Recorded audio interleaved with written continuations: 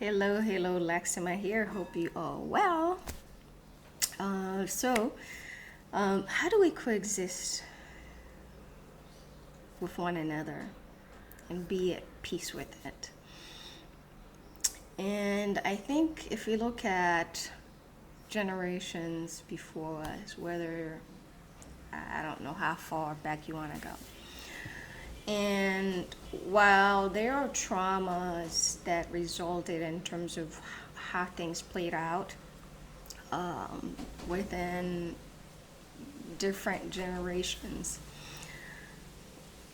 I mean, you can call them trauma, right? You can give them any names, but really it's relative because it goes to cultural. Some people believe so strongly in the way that they were brought up and lived, and they carried it on.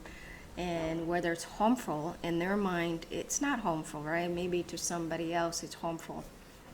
But whether it's cultural, whether it's beliefs, whether it's gender, whether it's food, I mean, you name it. There are ways that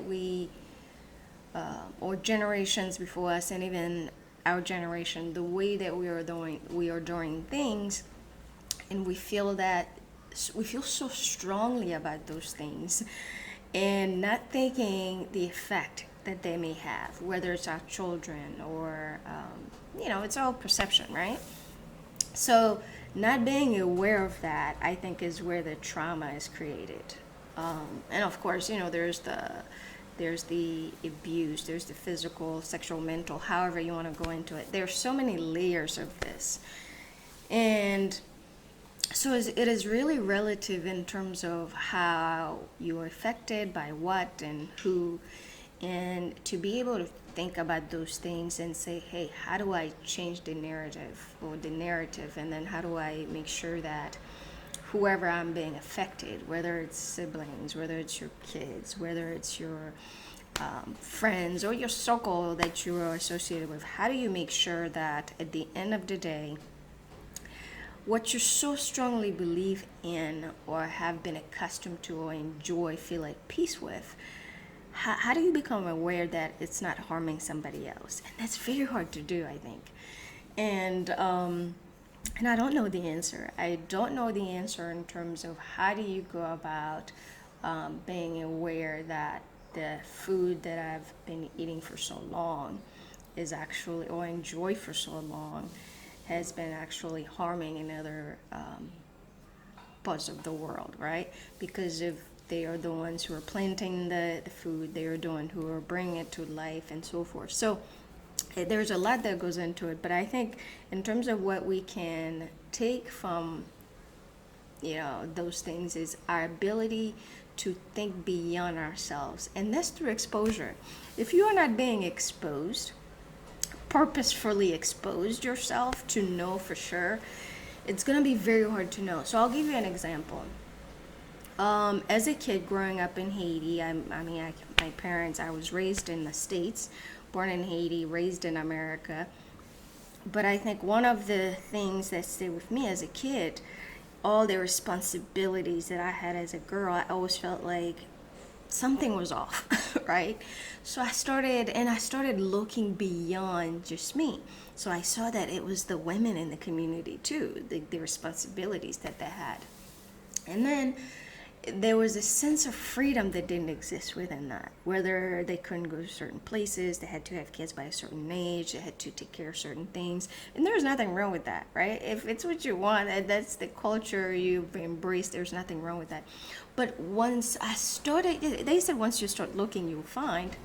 And that's exactly what I did. So once I realized, okay, the lives of these women was becoming my life as a child. And I started thinking something was off.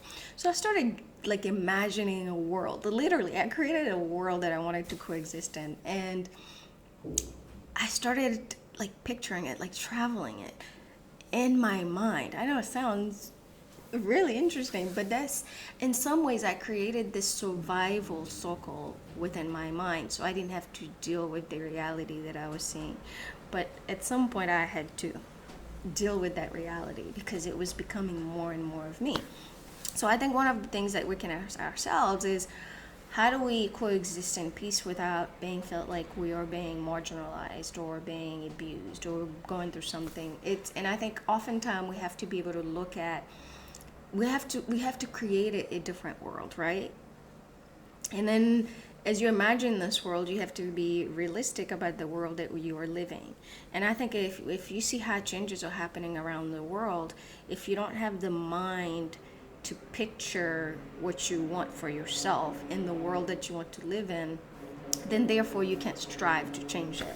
And I think part of it is if it's peace, if it's love, or if it's whatever it is for you, the deeper that you can understand yourself, the more you're going to understand, okay, I can create that world. And slowly but surely, you'll get there.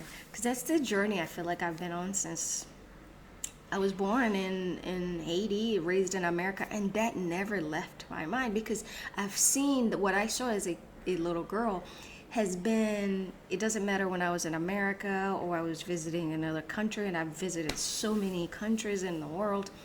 I saw that same theme. So in my mind, I was like, I don't know if I can change that, but I can change how I coexist within that. And I wanted that peace that I don't have to do all that stuff and can still be what I truly feel and or at least want to be. And that was a tough decision because I come to realize that one, I had to purposely make decisions that would allow me to be where I am today. Whether it was to get married or letting go of a lover, like I had to find myself essentially. And that peace, once you find that peace inside, whatever it is for you, there's a lot I think that you'll be able to understand, overcome, and allow others to deal with their own peace as well. And I think that's one way that we can coexist with one another if we can really accept and understand ourselves.